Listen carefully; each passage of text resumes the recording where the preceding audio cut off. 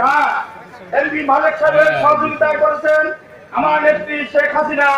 দেখেন আজ পদ্মা সেতুর কাজ 50% হয়েছে।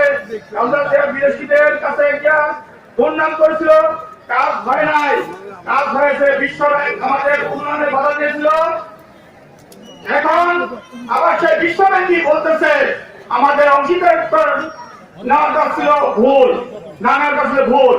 কাজেই সেক্ষেত্রে তা বলে তারপরে এই ব্রিজের পর আরো একটি ব্রিজ শিখে উৎপাদন করা হবে আবার এমপি মালেক সাহেবের হাতে। আমি কিছু দলের কথা বলবো। দলে এখন হাইব্রিড ঢুকেছে, প্রকৃত আওয়ামী লীগের আর উন্নয়ন হয় না। তাই আমার নেতার কাছে আবেদন, আজ আওয়ামী লীগের গোড়া থেকে বিএনপির কর্মীরা পিঠ পাতানোর জন্য দলে ভিড়তে চায়, এদের বিরুদ্ধে সাবধান। আবার তারা এই প্রথম সারিতে নেতা হতে চায়।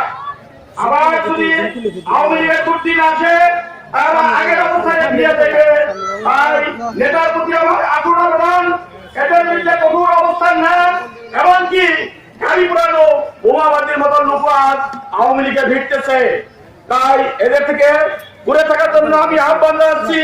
মাননীয় এমপি সাহেব কিছুদিন পূর্বে ছুটিপাড়া ইউনিয়ন স্বেচ্ছাসেবক লীগের ইউনিয়ন কমিটি গঠন করার সময় ওই অনুষ্ঠানে আপনি উপস্থিত ছিলেন।